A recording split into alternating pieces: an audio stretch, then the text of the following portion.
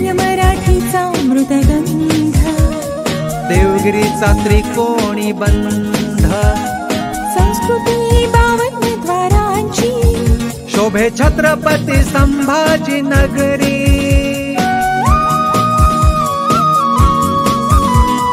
शिल्पलेणीची वास्तुनीती, पैठणीच्या रेशमी धाग्यातून, तंतू तंतू जोडतो हा अनमोल ठेवा. शिंपी ते अमृतनाथांची वाणी, देवगिरी वाणी, देवगिरी वाणी, 90 FM देवगिरी वाणी.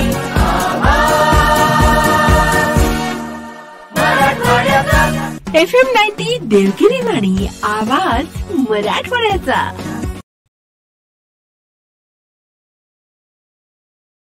रसिक श्रोते हो आणि प्रेक्षक हो, आज आपण आपल्या स्टुडिओमध्ये आमंत्रित केलं आहे कलम के सिपाही या मालिकेअंतर्गत संपादक सचिन काटे, जे सुरुवातीला ज्यांचं पत्रकारिता क्षेत्रामध्ये सुरुवातीला मोलाचं योगदान होतं, त्यानंतर त्यांचं जे क्षेत्र बदलत गेलं आणि डिजिटल मीडियामध्ये ETV हैदराबादमध्ये ते स्टेट हेड राहिलेले आहेत.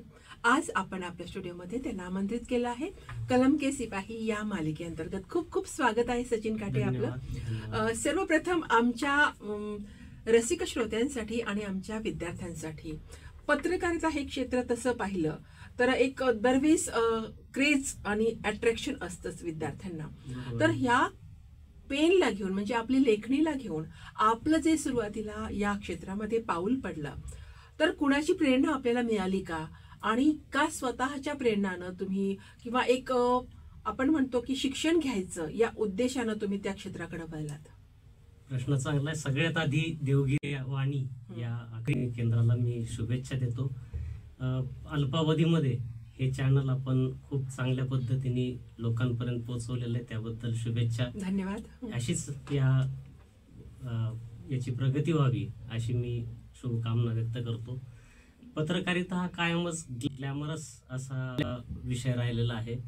पत्रकारितेचा क्षेत्रामध्ये सुरुवातीपासूनच प्रत्येकांना एक ग्लॅमर दिसत आलेला आहे. ग्लॅमरपेक्षाही आता आपण अशा फेजमध्ये आहोत की आपण पत्रकारितेचे 3 वेगवेगळे टप्पे अनुभवतो आहोत. आपल्या एजचे लोक किंवा आपल्या सोबतचे लोक. सुरुवातीच्या काळात आपण पाहिलेली पत्रकारिता ही ध्येयानं पछाडलेली पत्रकारिता होती. त्यानंतर पत्रकारितेचा मूड बदलत गेला आणि आता डिजिटल रूपामध्ये असं पत्रकारितेचा हा जो प्रवास आहे हा वेगाने वाढत गेलेला आहे. सुरुवातीच्या काळामध्ये लिखाण आणि वक्तृत्व कलेमध्ये आल्यानंतर विविध स्पर्धांना भाग घेताना पेपरची गोडी निर्माण झाली आणि ते एक आपलं एज असतं 10वी 12वी ग्रॅज्युएशनचं वय, त्यामध्ये खूप आपल्या संकल्पना असतात आणि तिथं कुठेतरी जाणवलं की आपले विचार व्यक्त करायला, समाजाविषयी काही बोलायला, समाजातल्या काही गोष्टीवर प्रहार करण्यासाठी माध्यम एक चांगलं माध्यम ठरू शकतं. त्या दृष्टिकोनातून पत्रकारितेकडे आकर्षित झाल्यानंतर थोडंफार लोकल लेवलला तालुक्यासारख्या ठिकाणी मी असताना तिथं छोट्या मोठ्या दैनिकामध्ये पत्रलेखन हा त्या काळचा एक सगळ्या नवोदितांसाठी खूप हक्काचं ठिकाण होतं. वृत्तपत्रातलं हक्काचं व्यासपीठ होतं. तिथून हा सुरुवात झाली आणि क्षेत्राबद्दल अट्रॅक्शन असल्यामुळं आणि थोडीफार सुरुवात चांगली झाल्यामुळं मग मी इथं डॉक्टर बाबासाहेब आंबेडकर मराठवाडा विद्यापीठ जर्नलिझमचं शिक्षण घेऊन लगेच पत्रकारितेचा प्रवास सुरू झाला आणि आज इथपर्यंत आले. खूप छान आपण सांगितलं की आपल्या लेखणीला घेऊन माध्यम हेच माध्यम होऊ शकतं. हे खूप छान आपल्याला संदेश दिलेला आहे. माध्यमाला घेऊन काम करत असताना आपण बऱ्याचदा सुरुवातीला बातम्यांपासून सुरुवात झाली आपले रिपोर्टर म्हणून. त्यानंतर आपण अग्रलेख लिहित होतात, आपण एक कॉलम चालवत होतात. तर तो जो अनुभव आहे त्यावेळेस आपलं वाचन नेमकं कसं होतं? वाचन जेव्हा जर्नलिझमला इथं शिकत असताना अनेक वेगळे विषय, पत्रकारितेतले अनेक विषय कळाले. पत्रकारिता म्हणजे पेपरला काहीतरी छापणं ही साधी बाळबोध व्याख्या त्या काळातल्या याच्यामध्ये होती. पत्रकारितेचं शिक्षण घेताना त्यातले वेगवेगळे पैलू जेव्हा समजायला लागले तेव्हा ते काय आहेत या जिज्ञासेपोटी पत्रकारितेच्या क्षेत्रासंदर्भातलं वाचन वाढलं. त्यानंतर पत्रकारितेत आवश्यक असलेली आजची गोष्ट म्हणजे पत्रकार सगळेच असतात बातम्या सगळ्यांच्या सारख्याच असतात, हम्म. पण त्या मागे एक शैली दडलेली असते. हम्म. ती शैली वाचता ज्या पत्रकाराला आली, तो पत्रकार भविष्यामध्ये पुढे जातो. तर ही अशा वेगवेगळ्या शैली वाचण्याचा, पाहण्याचा, अनुभवण्याचा त्यावेळेस छंद लागला आणि त्या सगळ्या याच्यातून आपली एक वेगळी शैली असावी असं वाटू लागलं. आज आपण पाहतो की ज्या काही प्रगाढ पंडित अशा संपादकांचं नाव घेतलं जातं ते त्यांच्या शैलीमुळे घेतलं जातं. अशी शैली विकसित करणारे पत्रकार आता कमी होत चाललेले आहेत.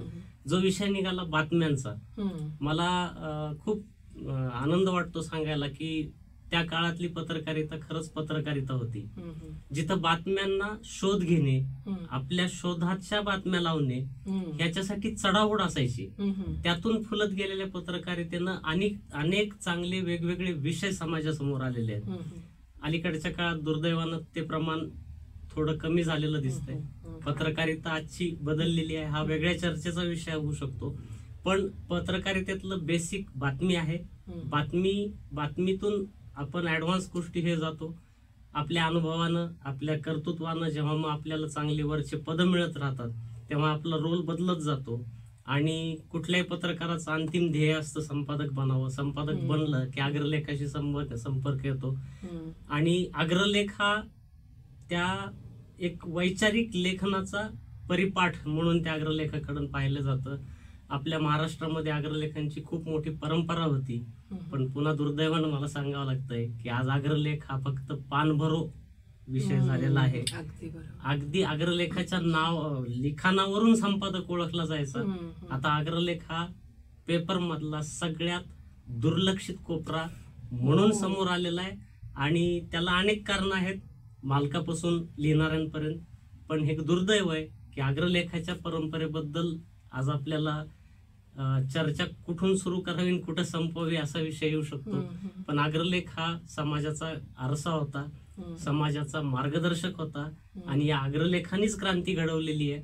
आता देश सुधारला आहे की क्रांतीची गरज राहिली नसल्यामुळे कदाचित अग्रलेख बंद झाले असतील. पण ठीक आहे, काळाचा महिमा म्हणून त्याला. खूप आपण सांगितलं की वाचनानं आपलं लेखन प्रगल्भ होत गेलं, व्याख्यानं आपण ऐकलेली असतील त्या काळात आणि रिपोर्टर पासून संपादकापर्यंत, संपादक पदापर्यंतचा आपला जो प्रवास आपण सांगितला आणि त्यानंतर ते अग्रलेख सुरुवातीला जसं महत्व होतं त्यानंतर आताच्या काळामध्ये ती केवळ एक फिलिंग द ब्लँक्स अशी एक सिच्युएशन झालेली आहे. तर ही जी परिस्थिती आलेली आहे, आपण म्हणतो याला जबाबदार खरं तर वाचक आहे की लिहिणारी आताची पिढी आहे की आणखी कुठला मुद्दा तुम्हाला यावेळेस सांगावा असं वाटतो? कारण कसं आहे, तुम्ही त्या काळामध्ये पत्रकारिता केली, आजही करत आहात, संदर्भ बदललेले आहेत, बरेच तुमच्या समोर येणारी साधनं बदललेली आहेत. पण तरी पण एक असं म्हणू शकतो आपण की ह्या पत्रकारितेला वेगळ्या वाटेनं नेताना तुम्हाला काही आव्हानांना सामोरं जावं लागलं असेल. एखादं आव्हान असं ज्या त्या काळात तुम्ही गाजवलं पत्रकारिता? कारण आम्ही ऐकलेलं आहे की आपण जेव्हा शोध पत्रकारिता करत होतात त्यावेळेस अनेकांना सचिन काटे नाव जे आहे ते असं हे वाटायचं की अरे सचिन काटेंनी त्यांचं लक्ष आहे, निरीक्षण शक्ती त्यांची जास्त आहे, पत्रकार अशा प्रकारची व्यक्ती आहे ती, त्यांचं लेखन, तर ते घाबरायचे. तर तुमचा जो कॉलम, तुमची बातमी, शोध पत्रकारिता तुम्ही खूप लोकांचे चांगल्या प्रकारे पोलखोल केलेली आहे. तर त्याचा एक अनुभव तुम्ही या ठिकाणी सांगाल? हा जवळपास 20 वर्षापूर्वीचा विषय आहे, 25-20 वर्षापूर्वीचा. तेव्हा मी ज्यावेळेस रिपोर्टर म्हणून काम करत होतो, तेव्हा योगायोगानं मी अशा दैनिकात काम करत होतो की त्या दैनिकाची जरब खूप मोठी होती. सामनासारख्या दैनिकात काम करताना तिथं जे कामाचं फ्रीडम होतं आणि असत्यावर प्रहार हे फक्त स्लोगन नाही, तर आम्ही जगलोय तिथं ते. आणि त्यावेळेसची पत्रकारिता, माझ्या बोलण्यामध्ये पत्रकारितेबद्दल थोडेसे निगेटिव्ह मुद्दे येतात असं तुम्हाला वाटेल, ते काय आहे तर ह्या सगळ्या परिस्थितीला ते कारणीभूत आहे. तेव्हा बातमीला बातमी म्हणून पाहिलं जात होतं, आज बातमीकडे बातमी म्हणून पाहिलं जात नाही, हे दुर्दैव आहे. तेव्हा केलेल्या एखाद्या वाईट बातमीला लोक वाव फॅक्टर म्हणून बघत होते की अरे हे पण चाललंय, हे वाईट आहे, अशी समाजाची धारणा होते. आज एखाद्याबद्दल वाईट छापलं तर ते म्हणतात ह्यांनी पैसे दिले नसतील. एखाद्याबद्दल खरंच काही चांगलं छापलं तर आज सामाजिक संदर्भ इतके बदललेले आहेत. आणि धाक होता, पत्रकारांचा धाक हो, होता, हो. पत्रकाराच्या बातमीच्या लेखणीची ती ताकद होती. ताकद होती. आज मला वाटतं ती बोथट झालेली आहे. हम्म, हम्म, अनुभव खूप आहेत, हम्म. खूप मोठमोठ्या सिरीज, खूप मोठमोठ्या गोष्टी आपण इथं असताना त्या पत्रकारितेच्या वेळेस केला. आता त्यांच्या आठवणी उजाळण्यात अर्थ नाही, कारण ते सगळे संदर्भ बदललेले आहेत. खूप आव्हानात्मक कामं केलेत. माझ्या बातमीवरून एक जणावर देशद्रोहाचा गुन्हा दाखल झालेला, हो. असे पण. आणि तेव्हा तो जोश आणि त्याला मिळणारा रिस्पॉन्स, हा, हा. ह्या सगळ्या गोष्टी पाहता त्या गोष्टी करण्याला एक वेटेज येत होतं किंवा त्याचा समाजावर परिणाम होत होता. हम्म, हम्म. आज समाजावर कुठल्याच गोष्टीचा परिणाम तसा एखाद्या बातमीचा होतोय हे आज फार अपवादात्मक परिस्थितीमध्ये पाहायला मिळतं. त्यामुळे ती बदललेल्या पत्रकारितेचा तो दुष्परिणाम आहे. आज संशोधनात्मक पत्रकारिता होत नाही असं मी म्हणणार नाही, ती होते, पण ते खूप वरच्या लेवलला होते. आज छोट्या छोट्या ठिकाणी किंवा मास लेवलवर त्याचा जो इम्पॅक्ट आधी छोट्याशा बातमीचा पण व्हायचा, तर तो आज दिसत नाहीये. ह्याच्यामध्ये समाज, वृत्तपत्र आणि सगळेच त्यामध्ये थोडेफार दोषी आहेत असं म्हणायला हरकत नाही. खूप छान. बदललेले संदर्भाबद्दल आपण आता या ठिकाणी बोलला आहात, पण ते झालं माध्यम, म्हणजे आपण म्हणतो त्याला की लेखी किंवा वर्तमानपत्र. आपण मुद्रित माध्यम पासून डिजिटल मीडिया पर्यंतचा आपण प्रवास केलेला आहे. त्यानंतर जेव्हा आपण डिजिटल मीडियामध्ये काम करायला लागला, पहिली लेखणी होती, नंतर वाणी आली. तर वाणीमध्ये काम करताना मीडियामध्ये, डिजिटल मीडियामध्ये जे अपडेट्स आहेत, तुम्ही आता 2023 पर्यंत 23-24 पर्यंत काम केलेलं आहे. तर ते बदललेले संदर्भ जेव्हा तुम्ही हातातली लेखणी सोडून जेव्हा वाणीला तुम्ही इथं प्राधान्य दिलंय, त्यावेळेस नेमकं काय वाटलं? मुळात दोन माध्यम एक जरी असले तरी त्या माध्यमातल्या कामाच्या आणि त्या माध्यमाच्या प्रसाराच्या गोष्टी वेगवेगळ्या आहेत. प्रिंट मीडिया, मुद्रित माध्यम हे सर्वश्रेष्ठ माध्यम आहे. आकाशवाणी हे त्यानंतरचं माध्यम आहे. हे दोन माध्यम असे आहेत की ती तुमच्या मनावर काम करतात. आणि चित्रवाहिनी किंवा बाकी ज्या डिजिटल वाहिन्या आहेत ह्या तुमच्या मनावर तितका परिणाम करत नाहीत. असं म्हणतात की एखादी गोष्ट वाचल्यानंतर ती जेवढी लक्षात राहते किंवा शांतपणे न पाहता ऐकल्यावर जितकी लक्षात राहते तितकी पाहिल्यावर लक्षात राहत नाही. हा जो माध्यमातला हे आहे. पण बदलत्या समाज रचनेमध्ये आज वृत्तपत्र कितीही चांगले किंवा कितीही काही असले तरी ही फॅक्ट आपल्याला स्वीकारावी लागते की वृत्तपत्र वाचक कमी होत चाललेले आहेत. वृत्तपत्र वाचनाची आवड कमी होतीये. नव्या पिढीमध्ये वृत्तपत्र वाचनाच्या सवयी राहिलेल्या नाहीत, याबद्दल चिंता व्यक्त होते. तर मग हा माध्यम त्या सगळ्या युवा वर्गाला अट्रॅक्ट करण्यासाठी पण मग डिजिटली समोर आला. डिजिटली समोर आलेल्या माध्यमांमध्ये जसं युट्यूब सारखे चॅनल्स असतील किंवा वृत्तपत्राच्या बातम्या वाचण्यासाठीचे पोर्टल्स असतील किंवा मग वृत्तपत्र आणि युट्यूब सारखे चॅनल्स याचं एक रूप असलेलं वाचन आणि व्हिडिओ फीड पाहणं असे काही पोर्टल्स असतील. अशा पद्धतीने हे माध्यम बदलत गेली. वृत्तपत्राची भाषा आणि या माध्यमाची भाषा वेगळी आहे. वृत्तपत्रामध्ये आपण बातमी लिहितो, प्रमाण भाषेमध्ये लिहितो आणि आजची गोष्ट, आज घडलेली गोष्ट 24 तासानं लोकांसमोर जाणार असते. त्याच्यामुळे त्याचा गॅप लक्षात घेतात त्या पद्धतीने त्या बातम्या लिहाव्या लागतात. आणि डिजिटल माध्यमामध्ये आज आत्ता ताबडतोब काय घडलंय हे आपल्याला लोकांपर्यंत पोहोचवायचं असतं. या दोन भाषेमध्ये फरक आहे. त्या पद्धतीने ते त्या भाषा बदल आत्मसात करून आत्ता इमिजिएट लोकांपर्यंत काय पोहोचवलं पाहिजे याचा त्यामध्ये अंतर्भाव केलेला असतो. मला असं वाटतं की जी ही नवीन पिढी आहे, ज्यांच्या हातामध्ये सगळं जग आलेलं आहे म्हणतो आपण मोबाईलच्या माध्यमातून, त्या मुलांना त्या पिढीला अद्यावत ठेवण्यासाठी तो मीडिया समोर आला. आणि नंतर वृत्तपत्राचं किंवा ह्या डिजिटल मीडियाचं अर्थकारण असं बदलत गेलं की नंतर ह्या माध्यमाला प्राधान्य आलं आणि वृत्तपत्राचं महत्व कमी होत चाललंय. ते आज आत्ता घडलेली घटना तुम्हाला क्षणार्धात आजच पाहायला मिळाली आहे. ती 12 तासानं 24 तासानंतर वाचण्यात काय आनंद राहील या ह्याच्या पोटी युवा वर्ग वृत्तपत्रापासून थोडा बाजूला सरकत आहे आणि ही माध्यमं समोर येत आहेत. मग या माध्यमामध्ये आज सोशल मीडिया हा सगळ्यात महत्वाचा पार्ट आहे. सोशल मीडियाच्या माध्यमातून तुम्हाला एखादी घटना तात्काळ कळते, त्याचे काही व्हिज्युअल्स तुम्हाला लगेच पाहायला मिळतात.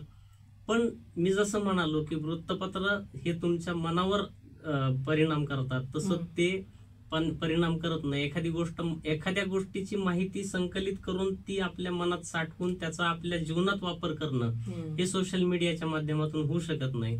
आणि सोशल मीडियाचा सगळ्यात दुसरा आज इतक्या सगळ्या प्रवासामध्ये सोशल मीडिया अजूनही दूर का आहे किंवा त्याला प्रॉब्लेम काय आहे, तर अजूनही सोशल मीडियावर लोकांचा विश्वास नाहीये. बरोबर आहे. कारण सोशल मीडिया जो आला तो खरं किती आणि खोटं किती याचा प्रश्न निर्माण करतच इंट्रोड्यूस झाला. आणि लोकांनी त्याचा वापर आपलं काहीतरी माहिती लवकर इतरांपुढे पोहोचवण्यासाठी काही चुकीच्या गोष्टीचा वापर केल्यामुळं आज सोशल मीडियाबद्दल सगळ्यात मोठं प्रश्नचिन्ह आहे की हे खरं आहे का. बरोबर आहे. त्यामुळं हा सगळा द्वंद्व सांभाळत हे दोन्ही माध्यम पुढे जात आहेत आणि त्याप्रमाणे पत्रकारिता पण बदलत आहे. अगदी सांगितलं. तत्परता आणि अपडेशनच्या नावाखाली आपण खूप घाई करतो आहोत असं वाटतंय. आणि म्हणूनही आजही आपण म्हणतो आहोत वर्तमानपत्र मागं पडली आहेत, पण मागं नाही पडलेली. आजही बरीच अशी मंडळी आहे, असा वाचक वर्ग आहे ज्यांना वर्तमानपत्र पेपर वाचल्याशिवाय त्यांची सकाळ होत नाही किंवा तिथं त्यांचा अधिकृतपणा असतो की ते वाचलं विश्वासार्हता आहे. त्या ठिकाणी आपण दैनिक सामना या ठिकाणी मी नावं घेऊ इच्छिते, काही हरकत नाहीये. दैनिक सामना असो, दैनिक दिव्य मराठीमध्ये आपण संपादक राहिला आहात अकोला या शहरासाठीचा. आणि त्यानंतर आपण ETV हैदराबाद मध्ये आपण स्टेट हेड होता. हा संपूर्ण प्रवासामध्ये बऱ्याचसा आपल्याला काही लोकांच्या प्रभावात येत असतो आपण, कारण त्यांची नावं फार मोठी असतात. अशी काही व्यक्तिमत्व असतात जी या क्षेत्रामधून पुढे गेलेली आहेत. त्यांच्या कुणाच्या अशा व्यक्तिमत्वाचा आपल्यावर छाप आहे का, प्रभाव आहे का, की तुम्हाला कायम ती लोक आदर्श वाटतात? मुळामध्ये पत्रकारिता असो किंवा समाजातले बहुतांश क्षेत्र असे आहेत की त्या क्षेत्रात कोणी स्वतःला परिपूर्ण मानू नये. ज्या दिवशी तो स्वतःला परिपूर्ण मानतो त्यानं त्या दिवशी ते क्षेत्र सोडायला पाहिजे असं मी मानतो. आयुष्यात प्रत्येक घडणाऱ्या घडामोडीमध्ये जर तुमची शिकण्याची जिज्ञासा असेल तर तुम्हाला प्रत्येक गुरु तुम्हाला पावलावर भेटत असतो. कोणाचं काय आवडतं, कोणाचं काय आवडत नाही, कोणाचं काय घ्यायचं हा तुमचा चॉईस असतो. कोणाचं नाव घेऊन मी एखाद्याला दुखू किंवा एखाद्याला कौतुक करू इच्छित नाही.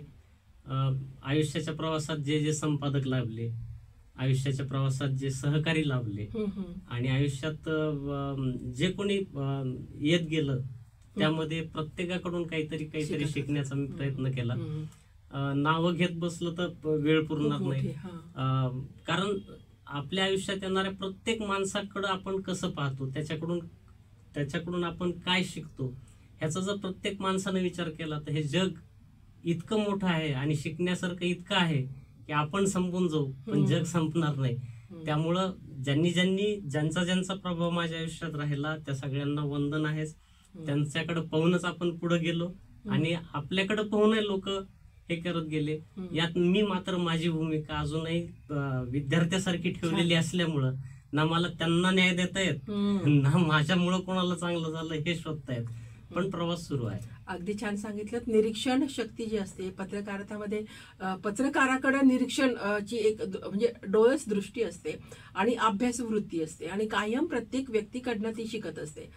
तर ते शिकत असताना आता मला आणखी एक असा प्रश्न आहे या ठिकाणी की विद्यार्थ्यांकडे हातात मोबाईल आलेला आहे आणि आज आपण असं म्हणतो की प्रत्येक विद्यार्थी किंवा प्रत्येक व्यक्ती ज्याच्या हातात मोबाईल आहे तो पत्रकार झालाय. कारण तो कुठलीही बातमी कुठलाही आहे ना त्याला कुठल्याही प्रकारची जबाबदारी वाटत नाही की मी जे टाकत आहे, मी जे काही पोस्ट करत आहे, जबाबदारीहीन झालेला आहे. तर या नवीन पिढीसाठी त्यांना पत्रकारितेचं वेगळं अंग दिसावं किंवा त्याची जी जबाबदारी आहे, कर्तव्य आहे किंवा आपण समाजाप्रती देणं लागतोय ही भावना विकसित करण्यासाठी आपण विद्यार्थ्यांना काय सांगाल? नवीन पिढीसाठी जे या क्षेत्रामध्ये येऊ इच्छितात आणि त्यांच्यासाठी कुठल्या कुठल्या संधी आहेत? ते विषय असा आहे की आपण एखाद्याला माहिती पोहोचवणं, एखाद्यापर्यंत माहिती पुरवणं, कोणतीही एक माहिती दुसऱ्यापर्यंत पुरवणं, खरं म्हणजे हाच पत्रकारितेचा मूळ धर्म आहे. पत्रकार वेगळा कोणी नव्हता, फक्त तो कुठल्या तरी अधिकृत माध्यमात काम करत होता, म्हणून त्याला ते पत्रकारितेचं लेबल. प्रत्येकात जगातला प्रत्येक माणूस पत्रकार आहे. फक्त त्यानं त्याचे काही नियमावली आहे किंवा त्याचं जे काही सूत्र आहे हे सांभाळून ते केलं तर तो चांगला पत्रकार बनू शकतो. पण मुळामध्ये आज माहितीची अवाढव्य माहितीची अवास्तव देवाणघेवाण करून आज आपण पोकळ बनतोय. खरंच आहे. या माहितीचा ना कोणाला उपयोग होत, ना त्या माहितीचा न कोणाच्या ज्ञानात फरक पडत. आज हा विषय निघालाय म्हणून मला मुद्दाम सांगावं वाटतं की अनेक आजची नवीन तरुण पिढी, तरुण कशाला अगदी 7वी 8वीच्या मुलापर्यंत पासून अगदी वार्धक्यातल्या लोकांपर्यंत मी पाहतो, रील पाहण्याचं एक व्यसन झालेलं आहे. रील पाहणं चांगलं वाईट याच्यावर खूप चर्चा होऊ शकेल. एक बेसिक मुद्दा असा आहे की आज मी 1 तास काही रील पाहिल्या, त्यातल्या मला दुसऱ्या दिवशी किती लक्षात राहतात. आजच्या जगात तुम्हाला आर्थिक दृष्ट्या कोणी फसवत नाहीये, मानसिक दृष्ट्या कोणी फसवत नाहीये. आजच्या जगामध्ये सगळ्यात वाईट गोष्ट ही आलेली आहे, तुमचा वेळ बर्बाद करणं सुरू आहे. खरंच आहे. आणि ह्या रील्स पाहणं असो किंवा सोशल मीडियावर अवास्तव वेळ घालणं असो. अनेक जण त्याला म्हणतात मी शोधतोय, मी काहीतरी मला सापडतंय. त्याला काही सापडत नाही, हातात शून्य लागलेलं असतं आणि एंड ऑफ द डे त्याच्या लक्षात येतं की मी फक्त वेळ घातलेला आहे. सोशल मीडिया वाईट आहे असं मला म्हणायचं नाहीये. त्याचा यूज तुम्ही कोणत्या गोष्टीसाठी करता आणि कशासाठी करता आणि त्यातून तुम्ही काय मिळवता आणि त्याचा काय उपयोग करता, हे जर तुम्हाला सूत्र कळालं तर हे खूप चांगलं माध्यम आहे. आपला वेळेचा सदुपयोग करणं. मग तुम्हाला मी एखादी माहिती लोकांपर्यंत पोहोचवण्यापासून रोखत नाहीये, पण तुम्ही ती शोधलेली आहे का? तुम्ही कुठली तरी उचलायची, तुमच्या भाषेत मांडायची, लोकांपर्यंत पोहोचवायची. त्याचमुळं मी जे म्हणालो की सोशल मीडिया समोरचं सर्वात मोठं आव्हान काय आहे तर यावर विश्वास नाही. आणि यावर आज जर सगळ्यांसमोर, आजच्या तरुणाईसमोर सगळ्यात मोठं आव्हान काय असेल तर त्या सोशल मीडियाला विश्वास निर्माण करून देणं ही त्यांची सगळ्यात मोठी जबाबदारी आहे. पण ते भरकटलेले आहेत आणि नेमकं तेच त्या विश्वासाला तडा देण्याचे काम या अशा गोष्टीपासून करतायत. आणि हे त्या माध्यमांसाठी सगळ्यात मोठी धोक्याची सूचना आहे. कट कॉपी पेस्टचा जमाना आहे. आपण सांगितलं की खूप मोठी जबाबदारी आहे, पण त्याचं जबाबदारीचं भान प्रत्येकाला यायला हवं. नाहीच आहे. त्यामुळे खूप खूप गोष्टी अशा घडतात की ज्यामुळे अफवा पसरतात. मग बाकीच्या गोष्टी आणखी त्यातनं ज्या नको आहेत त्या घडत आहेत आपल्या समाजामध्ये. कलम के सिपाही खरं तर एक खरी मोठी जबाबदारी आहे की ते एक युद्ध आहे आणि आपलं एक जबाबदारी आहे की आपल्या देशासाठी आपण नेमकं काय द्यायला हवं आणि त्याचं संरक्षण कशा प्रकारे करायला हवं. हे खऱ्या अर्थानं कलम के सिपाही या मालिकेमध्ये आपण आमंत्रित आहात. या ठिकाणी आणखी एक असा शेवटचा एक प्रश्न आहे की जेव्हा आपण एखादं काम करतो त्या कामाला उत्साह किंवा एनर्जी येण्यासाठी आपण मनोरंजनाची पण जोड असते यामध्ये. तर आपल्याला संगीत आवडतं, तर संगीत कुठल्या प्रकारे आपण ऐकलेलं आहे किंवा ऐकायला आवडतं आणि त्यानं तुम्हाला कायम तुमच्या कार्यामध्ये उत्साह दिलेला आहे? संगीत हा मोठा विषय आहे. आज आपण पाहिलं तर संगीत उपचार सुरू झालेले. तुमचा मूड कसा आहे, तुम्हाला कोणता आजार आहे, तुमचं डोकं दुखतंय का, तुम्हाला अस्वस्थता वाटते का, तुम्हाला ऍसिडिटी झाली, याच्यावर संगीत तुम्ही संबंधित लावून ठेवलं तर ते नीट करण्याची ताकद तुमच्या ह्याच्यात आहे. आज संगीताचं महत्व या समाज माध्यम इतकंही वाईट नाही, त्या समाज माध्यमामुळे संगीताचं महत्व अनेकांना पटत आहे. दुसरी गोष्ट की खूप मोठमोठे गायक आपण जे पाहिलेले आहेत त्यांची रियाज करण्याची पद्धती काय, त्यांची शिकण्याची पद्धती काय, हे सुद्धा त्या क्षेत्रातल्या आवडीच्या लोकांना ते अवेलेबल झालेलं आहे. पण मुळात आपलं बघण्याचा दृष्टिकोन असं झालेला आहे. आज आपण सोशल मीडियावर म्हणा किंवा अनेक सामाजिक किंवा मानसशास्त्र विषयासारख्या याच्यात काम करणारे लोक सांगतात की तुम्ही सकाळी उठलं की आधी लवकर आपली सर्व कामं करावे आणि किमान अर्ध्या पाऊण तासापर्यंत मोबाईलला हात लावू नये. पण आज हे फक्त सांगण्यापुरतं राहिलेलं आहे. मी हा संगीताचा विषय तिकडे का नेतोय, याच्यासाठी सांगतोय की आपल्या बिहेवियर चेंजेस कसे आपल्यातले बदललेले आहेत. करायला पाहिजे. सकाळी उठल्यानंतर तुम्ही शांत संगीत ऐकलं, थोडस ज्याला धार्मिक, ज्याची श्रद्धा आहे त्यांनी धार्मिक किंवा सॉफ्ट म्युझिक ऐकलं, तुमचा दिवस तसा सॉफ्ट आणि छान जातो. पण मी जे म्हणालो की उठल्यानंतर तुम्हाला आधी मोबाईल मध्ये काय आलंय किंवा काय चाललंय हे पाहायची जी सवय आहे, उठल्या माणूस तुमचा मेंदू अजून उठल्यानंतर सक्रियही झाला नसतो, तेव्हा तुम्ही ज्या सगळ्या गोष्टी ते समाज माध्यमावर पाहता त्याला विषयाचं बंधन नाहीये. तिथं अनेक पॉझिटिव्ह, निगेटिव्ह, चांगल्या, वाईट कशाही गोष्टी असतात. एखादं गाणं तुम्ही त्याच वेळेस असं एखादं कुठलं तरी ऐकता आणि पुढचा दिवस खराब करून घेता. तुमचं लाईफ जितकं तुम्ही शिस्तीत आणाल तितकं ते संगीतमय होईल आणि तुम्ही त्या प्रकारच्या संगीताकडे अट्रॅक्ट व्हाल. मी जसं सांगितलं की सकाळी उठल्यानंतर सॉफ्ट संगीत, झोपायच्या आधी 1 तास तुम्ही मोबाईल 6 फूट 8 फूट दूर ठेवायला पाहिजे तर तुम्हाला येणारी झोप. पण आज 90% लोकांना मोबाईल सोबत घेतल्याशिवाय झोप येत नाही. हे तुमच्या बिहेवियर चेंजेस मुळे सुद्धा तुमच्या हातात एवढं मोठं अगाध संगीत ज्ञान असताना सुद्धा तुम्ही फालतू गोष्टीकडे वळलेले असल्यामुळं तुम्हाला त्याचा ना आनंद घेता येईल. पण दिवसाची सुरुवात सॉफ्ट संगीताने व्हावी. जेव्हा तुम्ही खूप मनाच्या अवस्था वेगवेगळ्या दिवसभर बदलत असतात, त्याप्रमाणे तुम्हाला अट्रॅक्ट करणारं संगीत जर तुम्ही लावलं तर तुमचा दिवस खूप चांगला जाऊ शकतो. शास्त्रीय संगीत ही, भारतीय शास्त्रीय संगीत ही ताकद आहे, कमालीची फार मोठी ताकद आहे. ती देण आहे आपल्याला. त्याच्या जवळीक जर तुम्ही साधली त्याच्याशी तर तुमचे खूप मोठे प्रॉब्लेम सॉल्व्ह होऊ शकतात.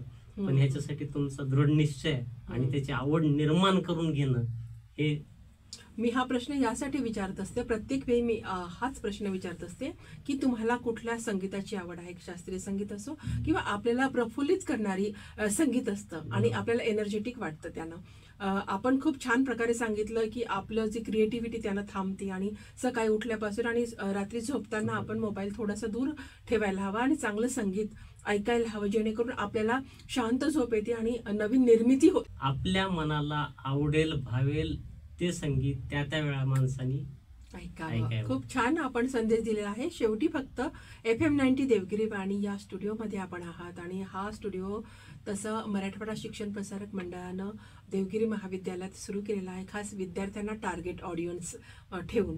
तर त्यांच्या व्यक्तिमत्वाला वेगवेगळे पैलू येणार आहेत आणखी या स्टुडिओच्या माध्यमातून. तर या स्टुडिओचा उपयोग त्यांनी कशा प्रकारे करावा, आपल्या लेखणीला धरून, आपल्या वाणीला धरून. मी सुरुवातीला सांगितलं की हा खूप चांगला उपक्रम महाविद्यालयानं, या संस्थेनं सुरू केलेला आहे आणि तो अल्पावधीत चांगला रुजत आहे. मी विद्यार्थी मित्रमैत्रिणींना सांगेल की तुमच्यासाठी खूप मोठी अपॉर्च्युनिटी आहे. आजकाल आपल्याला नकारात्मक गोष्टी लवकर दिसतात आणि जसं आपण म्हणतो काखेत कळसा आणि गावात वळसा, असं आपल्या इथं एवढं मोठं सेंटर सुरू झालेलं आहे. त्याचा वापर मुलांनी करून घ्यावा. प्रत्येक माणसामध्ये प्रतिभा असतात. प्रत्येक माणूस काहीतरी क्रिएटिव्ह असतो. त्यांना स्वतःच्या क्रिएटिव्हिटीसाठी वाव देण्यासाठी इथं लिखाणाच्या स्वरूपात असेल, नाटिका करण्याच्या याच्यातून असेल, लोकांना ऐकवण्यासाठीच्या असतील, गायनाच्या माध्यमातून असेल, एक लोकांचं फॉलो न करता लोकांचं कसं आहे हे पाहून तुम्ही नव समाजासाठी, नवीन तुमच्या वयातल्या लोकांसाठी तुमच्या निर्मितीचं काहीतरी देऊ शकलात तर ही मोठी उपलब्धी राहील. आज मुलांना मी कुणाचं तरी करतोय, मी कुणाचं तरी चांगलं करू शकतोय, यापेक्षा तू तुझं काय चांगलं करू शकतो याच्यावर जर त्यांनी कॉन्सन्ट्रेट केला आणि त्याच्यासाठी या माध्यमाचा जर त्यांनी वापर केला तर नक्कीच त्यांना फ्युचर खूप चांगलं राहील. आज लोकांना मिळत नाहीत ह्या गोष्टी, आपल्याकडे आहेत तर त्याचा त्यांनी जरूर वापर करावा, जरूर यूज करावा आणि त्यातून आपलं स्वतःला फुलवावं, अशा शुभेच्छा मी या निमित्ताने. खूप खूप धन्यवाद. आपण अनुकरण न करता नवनिर्मितीचा ध्यास धरावा, हा एक संदेश आज इथे सचिन काटे कलम के सिपाही या मालिकेमध्ये आमंत्रित होते यांनी दिलेला आहे. खूप खूप धन्यवाद आपलं. आपण आमच्या स्टुडिओमध्ये आलात आणि हा जो संवाद साधलेला आहे त्याबद्दल.